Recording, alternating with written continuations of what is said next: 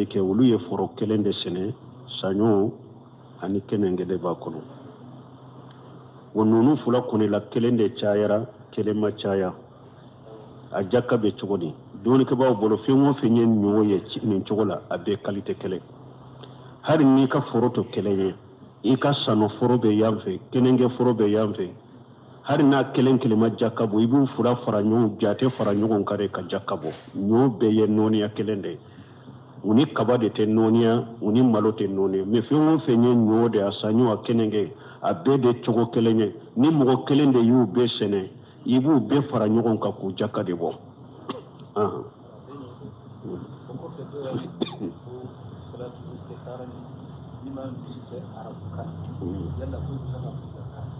inshallah ko bo do ko salatu istikhara ni te sarabu kan be se ko i ka kan na salatu istikhara yere bonda ye kunu ka dersu ye ni Allah sonna te sini ni Allah sonna sini ka dersu abe salatu bonda mi amba damina be salatu istikhara de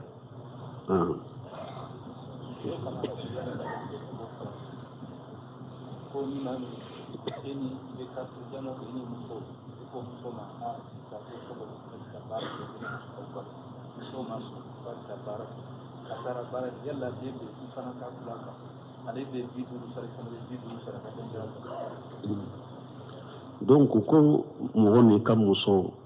a y'a fɔ cogo min a bɛ faransi bon i ko muso ka to so kɔnɔ i k'a balo bon a ma so ka to so kɔnɔ ko a bɔra a taara baara kɛ a ma a sara e la a ma so e ta ma ko a bɛ baara kɛ a ye baara kɛ yala e fana bɛ se ka bila ka wa min ye dépassé ni nasɔngɔ ye a k'u tila ban a y'i mi ka jɔyɔrɔ de fahari bi rijalu qawwamuna ala nisaa ayna qawwamatuka ala ko e de bɛ muso ka muso min juru bɛ e de bolo ala ko hunna awanu lakum awanu indakum yani ashirati qur'ana kono suratu yusuf kono ala ko wa alifaya shaydaha ladal bab muso ice ala ya ke komi matigi yere de ko muso misaliya ce bolo abe komi jo na ba make bolo cogomi ni hadisaw lajje ka ayaw lajje o de to don ko ni muso ko ni furla cema i furlen ko fe cema cemi furu kera furu sahalen yede i yere jena nayi furula i ce dira cema aka hakke bi ka kateme bani faka ceyinde kan nyamariya bi ka kateme ibani faka donc a te daga muso ni ko ka ce kana boka baraka i ka to sokono ni ka ce ko i kana baraka i ka to sokono muso ni ce ko i kana baraka to sokono o de ka wajibiye o de ye lesriye ala yere ye kuma nyeshima o de kama wa gharana fi buyutikunna wala tabarrajna tabarjun jahiliyatil ula ciiden fana ko buyutuhunna khairul lahunna akum muso ka sokono de kawsa ma yorobe donc a te daga muso ka ce soso ko ebe bo kata bara la tanka ma jenaye o ye haramu ye muso ka o tebbe silamiya sariya ko i ka to so de kono e ka so kono baaraw kɛ ale cɛ ka kɛnɛma baaraw kɛ janko na a yɛrɛ y'a fɔ ka fara ka to so kɔnɔ a tɛ daga muso ka bɔ mais ni muso bɔra wuli filɛ ka min fɔ yala n bɛ se ka nasɔngɔ tila wa tant que e yɛrɛ dɛsɛra la a bɔra a ka nasɔngɔ tilali silamiya sariya m'o fɔ tant que e ka muso de don a balo bɛ e de kan a dépassé bɛ o de kan a balo bɛ e de kan i tɛ se ka tant que yɛrɛ de y'a bila taara baara kɛ i tɛ se k'a ka dɔrɔmɛ kelen minɛ la n'a ma jɛn n'a ye n'i b'a bali baara la a bali baara in de la mais k'a fɔ tant que fana bɛ baara la an ka nasɔngɔ tila n'a yɛrɛ jɛnna n'a ye a k'a tila a b'a tila sinon silamɛya sariya y'a bila e de kan i k'a balo an bɛ min fɔ y'o de ye mais cɛw ka kɛ cɛw ye i ka jɔ u ka jɔyɔrɔw la ala ma sira min di musow ma a kan'o sira d'u ma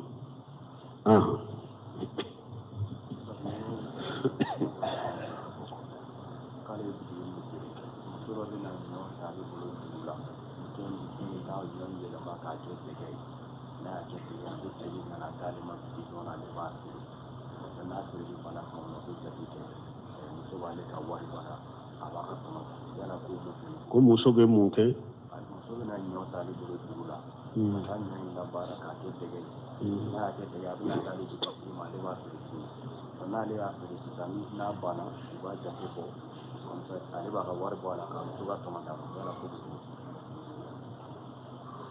k'a ka wari bɔ a la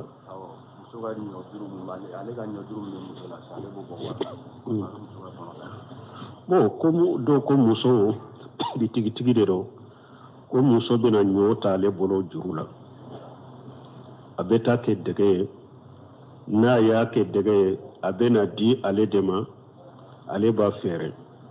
ni ale y'a feere a wari ale b'a ka juru bɔ a la ka muso ka tɔnɔ d'a ma k'o bɛ cogo di bon a kana sɔrɔ ale de ye nin sarati muso kan k'a fɔ ne bɛ juru dɔ i la ɲɔ juru dɔ i la dɛ mais ni e dɛgɛ in de la i bɛna n yɛrɛ de ka feere n'a y'a sɔrɔ ale de ye nin sarati muso kan kullu qardi jarra nafwa fa huwa riba qaida dɔ bɛ dɔnnikɛbaaw bolo ko juru dɔ ni e ye juru dɔ mɔgɔ la pour ka nafa dɔ sama ka n'i yɛrɛ de ma k'o ye riba de parce que e fana ɲɛna de n'a taara dɛgɛ in feere yɔrɔ wɛrɛ e ka juru tɛ sɔrɔ ou bien n'a a bɛ ɲɔ min ta e bolo juru la n'a b'a kɛ dɛgɛ o bɛ kɛ sababu e bɛ marché wala fo a kana di e de ma i ka feere e k'i ka wari bɔ a la i n'ale ka tɔnɔ d'a ma n'i y'a kɛ ni nafa ɲini de riba don parce que i ye nafa dɔ de sama ka n'i yɛrɛ ma ni juru dɔ ye juru dɔ in kɛra sababu ye ka nafa se mɔgɔ ma e min ye juru dɔn k'o sarata tigi kan dɔnnikɛbaaw ko kullu qardi jarra nafwa fa huwa riba Abdulmuhsin Abadi ko a ko ni hadisa sanadu ye defu ye a ko min manton bɛ bɛnna ni hadisa kan ka baara kɛ n'a ka maana ye den kɛra nin ka dɔnnikɛbaaw bolo ka baara kɛ ni hadisa in maana ye donc mais n'a y'a sɔrɔ de muso yɛrɛ bɛ juru ta e bolo de e ma sarata kan mais a yɛrɛ de y'a dɔn e ta ye bitigi ye a ka dɛgɛ bɛ marché a nana a ka dɛgɛ bila i ka feere ni dɛgɛ feere la bon a ko ni dɛgɛ in feere la e k'i ka wari bɔ a la donc i bɛ ale ka tɔnɔ d'a ma baasi t'o kan dɛ ni e ma sarati muso kan a yɛrɛ de nana k'i ka feere feereli in fana i tɛ foyi d'a kan tɔnɔ i tɛ tɛmɛ wɛrɛ d'a kan i b'i ka wari hakɛ min ni ale ye ɲɔ min ta i bolo misaliya la a bɛnna 5000 de la ni dɛgɛ feere la i b'i ka 5000 in dɔrɔn de ta k'a ka tɔnɔ d'a ma baasi tɛ nin na parce que fɛn ma fara kan tant que ni muso yɛrɛ de taara bila ye e ma sarata kan mais n'a y'a sɔrɔ e de y'a sarata kan fo i kana ni dɛgɛ ne de ka feere pour n'a feere la nin ka wari bɔ a la nin ye qaradu de min ye nafa sama kani ma o ye riba de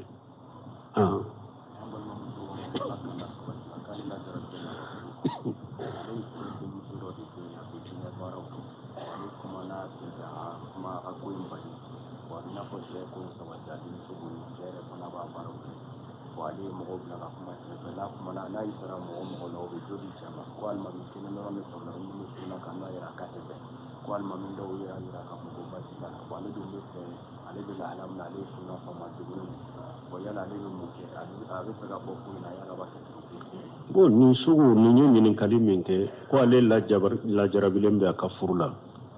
ko ale furulen bɛ cɛ min na ko denmuso dɔ de ye jinnatigi ye a bɛ jinna baaraw kɛ ko denmuso in fa fana faralen bɛ denmuso kɔ ko sugu la ko ale kumana a dɛsɛra ale y'a ka sunna faamu ale kan ka mun kɛ i ka waliju minnu ɲini ka kabila minnu ɲi don furu la nin ɲɛnabɔ yɔrɔ bɔ yɔrɔ de la i ka mɔgɔ minnu don furu la dɔnnikɛbaa tɛ se ka nin ɲɛnabɔ ye dɛ i ka mɔgɔ minnu ɲi don furu la a ɲɛnabɔ yɔrɔ ye o de ni yɛrɛ ye cɛ ye fulankafɔya b'a bolo taa f'u ye ni cɛ bɛ nin kɛ a bɛ nin kɛ kumana fɛ n dɛsɛra k'a to nin kan t'a fɛ i ka mɔgɔw bɛ cɛ sɛgɛsɛgɛ n'u y'a sɔrɔ e b'a kɛ ka min fɔ a ka tiɲɛ de don kuma bɛ k'a fɛ a ka sanse ni a tɛ sanse i b'a yir'o la n t'a fɛ a ye n ka furu bɔ jɔ yɔrɔ ye o yɔrɔ de sinon dɔnnikɛbaa wɛrɛ tɛ se ka nin kɛ dɛ e yɛrɛ ka mɔgɔ de don ni sariya bɛ jamana kɔnɔ de i bɛ taa ninnu di sariya ma silamɛ sariya ni sariya tɛ jamana kɔnɔ ninnu kelen kelen ɲɛnabɔbaga ye e yɛrɛ ka kabila n'i ka somɔgɔw de minnu y'u don furu la donc o yɔrɔ la fana an bɛ kuma walijuw fɛ musow ka waliju ni nin ko sugu a ka sira ala ɲɛ amana de dara aw kan dannaya de dara aw kan n'a bɛ muso ta k'a di cɛ min ma cɛ in ka sɛgɛsɛgɛ a ka dɔn mɔgɔ sugu min dɔn diinatigi jogoɲumantigi et puis a kana muso in diyagoya ka forcer ka d'a ma ñoo fo kasetu la har do kono do ye ñinin ka ko fere ko ni fere se ka baw ni minde maliyo na de ni hadisa min fora aya min fora anu kala daw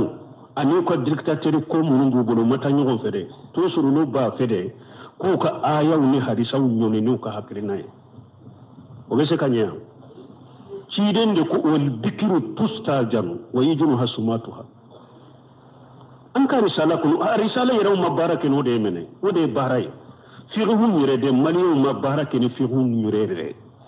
janko hadisa janko qur'ana risala de kolonje ko idem muso bogotigina makana di chema na majenai ko ka jenyini o ko cide bogotigini be malo ya tesika kuma de akonna ya dade amma kuma ima cogo ya wore ya bolo min bayira ko nimba nendo wodi a jenye akon men ni furula ka koro ni bo di fo ka kuma de mbala ubentala ciden tilela bugo tigini do afaya do furula ama jenai atara fo ci bugo tigini tara fo ciden akon ne fayin di chema majenai ciden ko nyenya mariya di masisa ka furube bo sisa ika furbe bo ate daga ki di chemi mandiye chide nyo fo seba benyana tuma me okera deni ni hakili made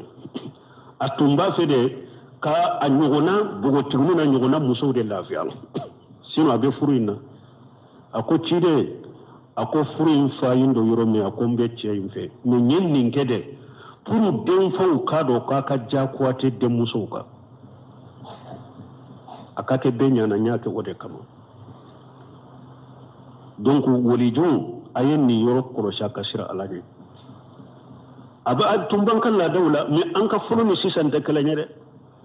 an ka fulu mo tumbe de muso de ka di ce mauta sarabama min nata bayatun te ulula de mu lugu mo musuwaji ku de muso takadamu bo kolo shi de kusobe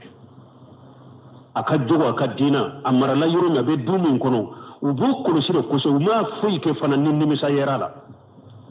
me sisan ka bacha ma chini sisan fa chama be wuri tiginyina abe wuri tiginyina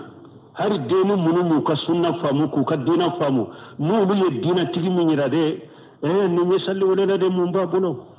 ni mbe misiri la ni ndire sula dura be dam misila mumbe ni bono karasa be ni yanfe karasa ka butigi fule karasa ni so dakabano ba bolote furama banna sarini de mbota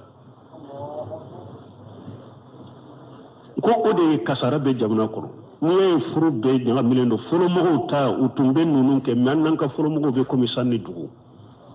nata tunte ulula ulu yere fulu mo fule mu yado mo min kalana aye dina famu dro ubu ka demuso lajje min kanyina katema beka min kanyi katema beka che kanyi katema beka jogo kanyi a sabali nuna munjulo na bota kadama che korba ubeyo abota kadima ko nyini ndima alakama dole ke ba ubu tumba di modi donde na munu kalana ubu donta kadima werebe jona fembe me bi awmbe wori tugude no fe chuchu ndemuso be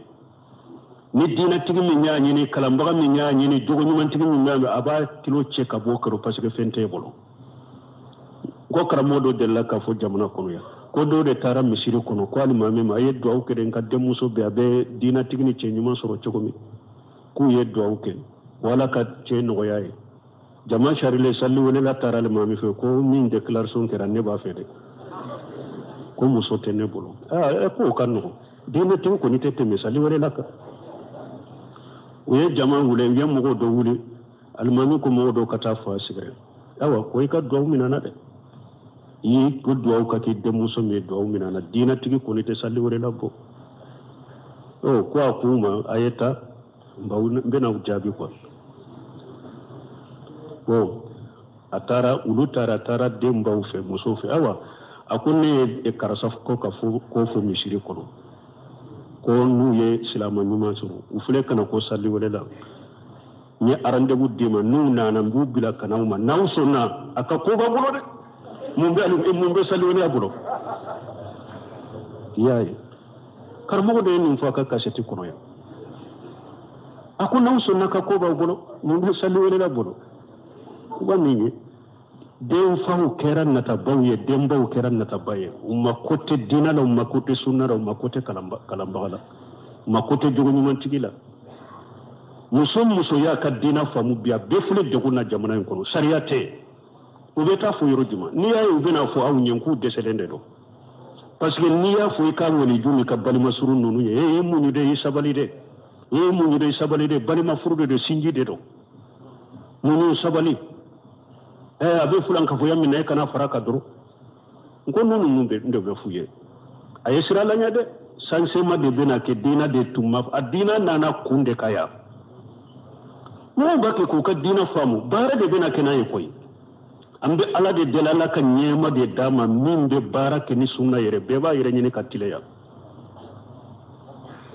naka de muso mun fana donna furula ale nana ka sunna na ka dina famu silamɛ yɛrɛ filɛ nko n'a bɛɛ ye kafiri ye furu ɲɔgɔnma fila kelen kɛra silamɛ ye i tɛ ka furu bɔ ni cɛ de kɛra silamɛ ye i muso ma sɔn ka kɛ silamɛ i bɛ mun kɛ i b'a bila ni muso de kɛra silamɛ ye i cɛ banna kan i bɛ mun kɛ furu bɛ sa dɛ donc ni mɔgɔ minnu fana furula a bɛɛ tun bɛ bidiyaw kan a bɛɛ tun b'o laada juguw kan a bɛɛ tun b'o musirikiya baaraw kan ale nana a ka diinɛ n'a ka sunna faamu donc e cɛ min n'i b'a fɛ a ka i b'i ka muso fɛ i fana ka sanse i ka kɛ tawhiditigi i ka kɛ sunnamu ala mana ye sarafu sali mais ni cɛ min bɛ filankafoya kan a bɛ bidiyaw kan a ma sɔn ka sanse donc a ka denmuso y'a ka sunna faamu a y'a ka dunna faamu n'a nana dama kasi aw la a wajibilen bɛ aw kan a ka kuma a ka cɛ fɛ a ka tile n'a tɛ tile a ka muso ka furu bɔ a k'a yɛrɛ sɔrɔ a bɛ taa diinɛtigi min fɛ a ka taa n'aw m'o kɛ labanw ɲini ka yɔmɔlɛ kama don an bɛ min fɔ bilasiralen min fɔ musow ka waliju ye o y'o de u dontɔ furu la a y'u kɔlɔsi u ye diinɛtigi minnu suwaje a ka janto o la n'u bɛ furu la fana degun minnu b'u kan n'u bɛ n'u ka degun fɔ u ye an m'a fɔ ni muso ni kuma kana i ka baara kɛ n'a ye ten dɛ a ɲɛɲini furu n'a ye min ɲɛɲina denmuso nana ka min fɔ aw ye a y'a ɲɛɲini n'a kɛra tiɲɛ ye tora bɛ bɔ a kan cogo min diyagoya k'o de kɛ n'i y'a mɛn kumakɛla dɔw la jamana in kɔnɔ a ye tiɲɛ kuma fɔ a ko mɔgɔw dɔ filɛ a ko aw denmuso aw dɔgɔmuso taara ka di cɛ dɔ ma hali aw tɛ tɛmɛ a ka dɔgɔmuso da fɛ a ka kɔrɔmuso hali a tɛ tɛmɛ a da fɛ don kelen k'a fɔ a ko ɲaadɔn bɛ kɛ o la o mais ni i ka dɔgɔmuso bɛ mɔgɔ min bolo i kɔrɔmuso bɛ mɔgɔ min bolo wagati o wagati e bɛna i b'a fɔ i bɛ bɔ wagati o wagati i bɛna fɔ o b'a fɔ mɔgɔ bɛ nin na dɛ nin kɔrɔkɛ hakili b'a la cogo min nin dɔgɔkɛ hakili b'a la cogo min ni mɔgɔ ye ɲaadɔn se nin ma n'a kuma sera nin ma don o don a b'a defa dɛ ɲaadɔn dɔ bɛ bɔ a la ni aw b'a fili ye dɔrɔn a bɛ komi mɔgɔ t'a la ni ko min y'a sɔrɔ fana n'a nana fɔ defabaga tɛ sɔrɔ a la i munu de i sabari de sinji de don balimaya de don la hawla wala quwwata illa billah an ka sira la ɲɛ ɲininkali de bɛ nin bɛɛ la lahara ɲininkali de bɛ nin bɛɛ la lahara ala k'an kisi kan tanga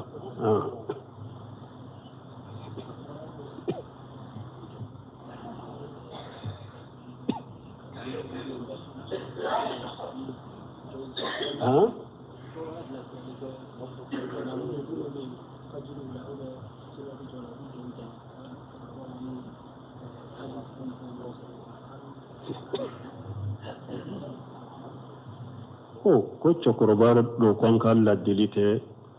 alimami minnu bɛ salli minnu bɛ bange u bɛ joli janya ni mɔgɔw ye alhamdulillah n ka derisow la ne ye nin fɔ ka caya kosɛbɛ mais baasi t'a la bilasirali ka k'a kan bilasirali fɔlɔfɔlɔ wa khayril hadi muhammad sallallahu alaihi wasallam kanda bɛɛ ka sɔn hɛrɛ ma ye ciden ka kanda sira de ciden ka taabolo ni ciden ka kanda sira bɛ hɛrɛ ma ye o de ciden ka kanda sira a ka farila salli 5 a tun bɛ de fili mufassali duguma sɔrɔw de la o de y'a to dɔɔnikɛba bɛ bɛnna ka ko salli sɔrɔ sɔra suruma ninnu ciden ka faridaw bɛɛ tun bɛ salli o de la kuranɛ tun bɛ jigale de ka durusilen tun don be se ka salli annufe santa ni mugo ma fiire ita do kuramuna ba kunna parce que ka salli bebe duguma soraw de la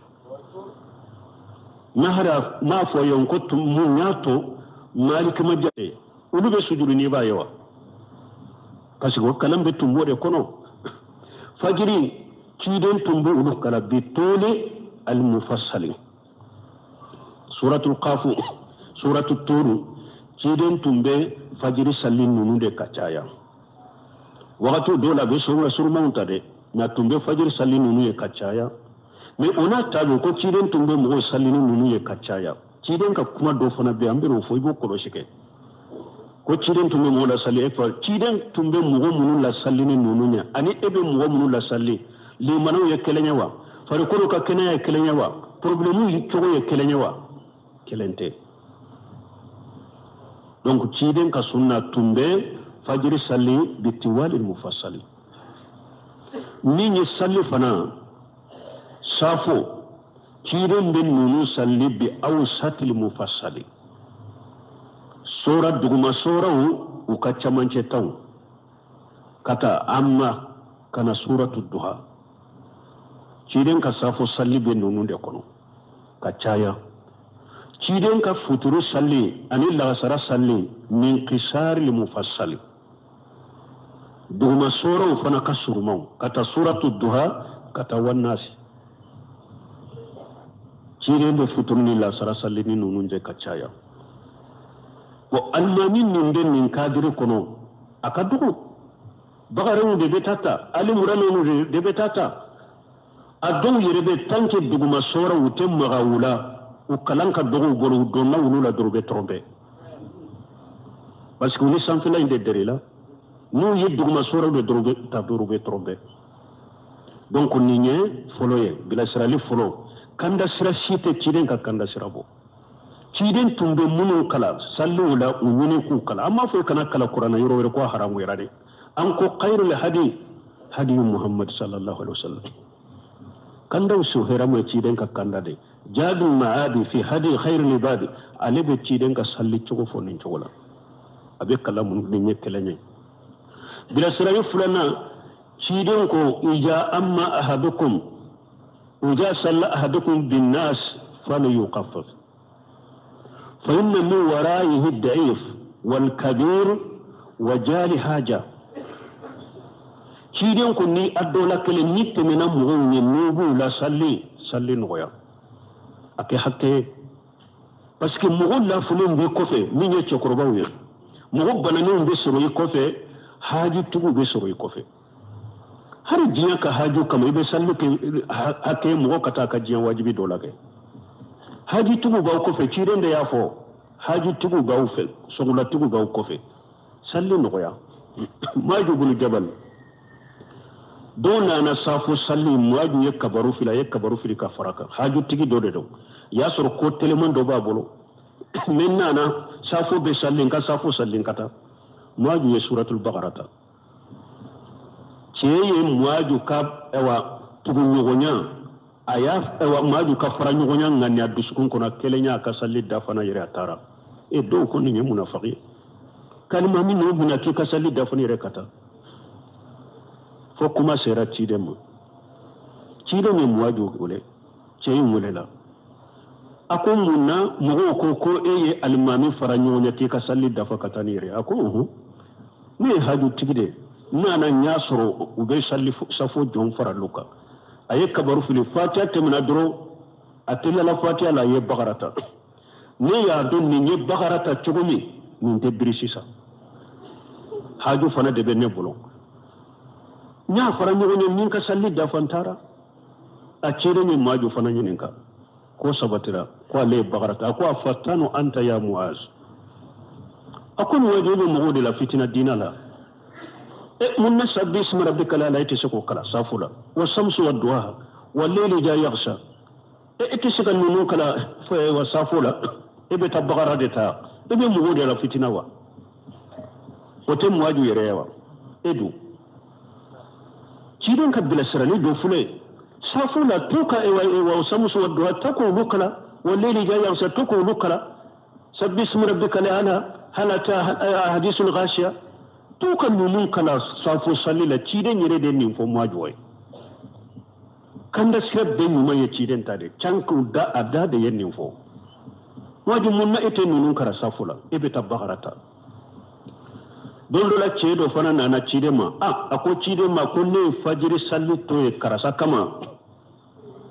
abe salli janyali min kenanye cide ko inna minkum munafirina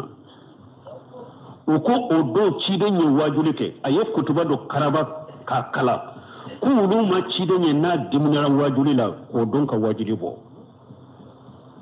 ako wani mamima ako au ka do mugo dobe awla ube mugo bole ka bo dina de la de mugo dobe awla ube mugo bole ka bo dina de la ni fura ni manu de mugo dobe awla ube mugo bole ka do dina la ube mugo bole ka bo dina de la na dole kire ni saller ni mugo ye salle no ya haji tigi bu ko fe to korbo bu ko fe bana bagato bu ko fe salli ke hakke mais ni yere be salli ni yere ka so kono nana ajanya cogo mi jake mi akacha ala de be ngani yawdo de akacha chama munum be salli janya la mogo nye misirula ikelen kanna fila foyite kala hadisul qasani sabismu rabbika lalate mais ni jora ni mogo yede sa ubetu yoro bila fo qur'ana yoro duna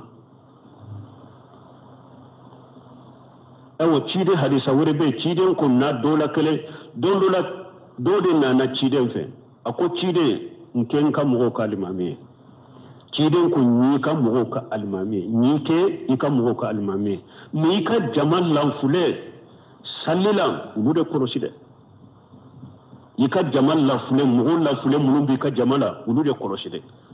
kafu demiseni de kacha ube kafu ekene yaleno sadi janya ete laje mugo la fule munumbe ciren ko lude kallaje ulude ka koroshi ulude ka hakke kallaje emin ka kene ete bagara jigi ka soko noke ni salle janya le kare ta bagara jigi ka soko ne kara kankelena me ciren ko ni mami ka jama mugo la fule nde koroshi e tumbani mo duguma sora min fule ni ni ciden nyam bila kwanko kala nafa dama do bala nafa folo yittugura ciden ka sunna ko ni mo min ka kala be dugma sorawla nafa fulana ibe ke sababu ka jama deme u ka hakili be to ka sallila parce que misiri ka jama sama dugma soraw de bu kunna ni be kala yoro la mo na ka doni be yoro me abaka hakili bilai ka kala no fe kilame ni to fulana yiwa ibe ke sababu ye ku deme u hakkili be to ka sallila sabana mo min be kala dugma sora wala ni eye mo ye ibe qur'ana kala ntugo nyino bi bolo abe ke sababu ye jamu min be salli ko fe be chaman ka harafu tile parce que ba soro dugma sora wala le ba harafu do kala katawu ka kala ntugo manya bolo ni ebe to ka kala aba lame ayere ba do ja ne ba kala choko mi wote uka kalam bettile inofe nanina ni ka kalam be dugma sura la anafa nanina i jora yuro mi dorobe teme bagaso ni misiri koni be mi teme koni a safa folo be koni be ni teme parce que o dombaga kacce mais ni tara yire bila bagara la qur'ana durusilata e kofe i tara jo isa i tara inana i tara ko do ye surun ci ke salila tanka konona filela beta kana mogo munun ba kofi kuranati kuna nu yoro min ta wote fa yere surun cike donc ala ka hakiman da man balimo ambe bila sirali min fo komi koriya kera ko wakati ushera hada made an ka tugu ciren ka kanda shiraw ko ode kani hera chamon bu ode la subhanaka allahumma rabbana bihamdika ashhadu an la ilaha illa anta astaghfiruka wa atubu ilayk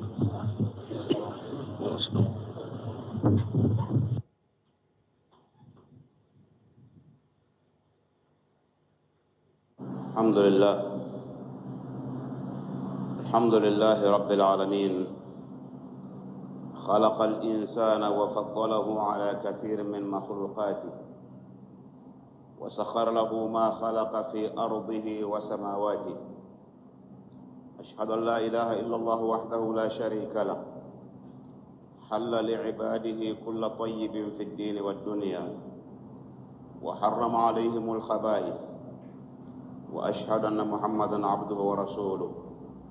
ومصطفاه من جميع برياته، صلى الله تعالى عليه وعلى آله وصحابته الكرام وسلم تسليما كثيرا إلى يوم الدين. عباد الله، إن من أشراط الساعة الصغرى والتي ظهرت ولم تنقضي والتي أخبرنا بها الصادق المصدوق كثرة شرب الخمر واستحلالها، وذلك بأن تنتشر هذه الخمور بين الناس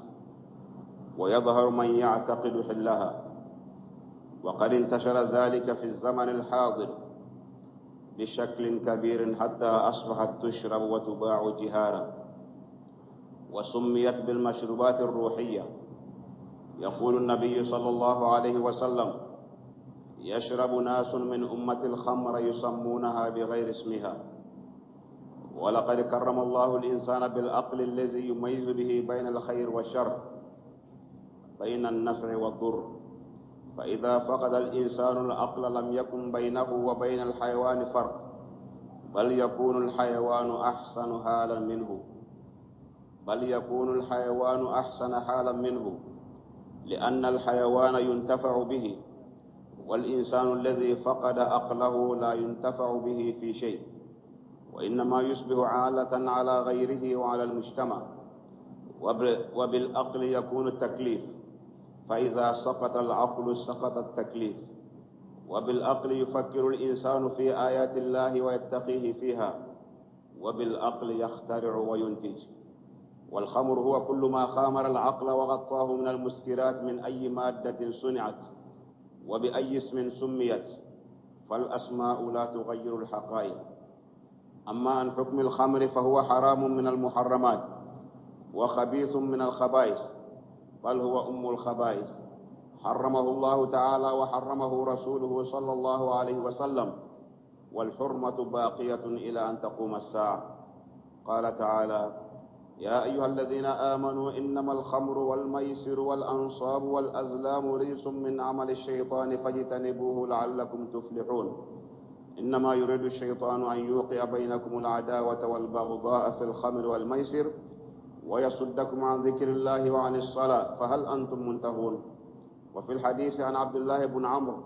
قال: قال رسول الله صلى الله عليه وسلم: إن الله حرم على أمة الخمر والميسر. الحديث.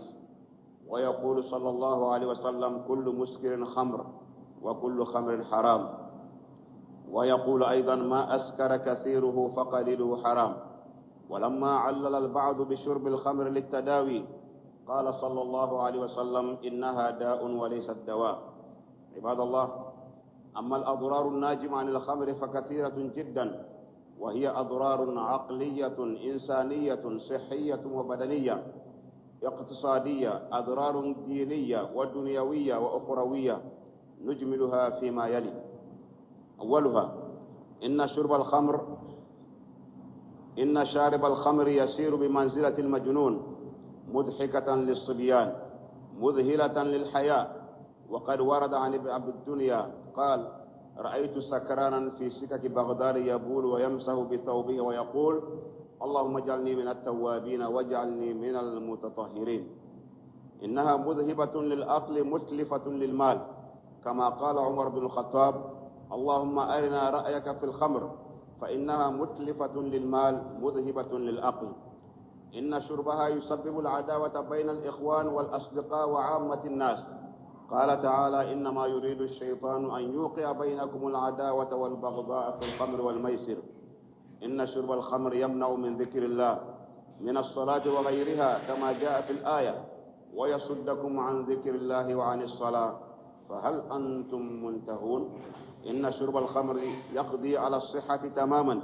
فيفتر الجسم ويضعفها ويسبب مرض الكبد وتكديس السمن في الجسم، مما يؤدي إلى مرض السكري وضغط الدم.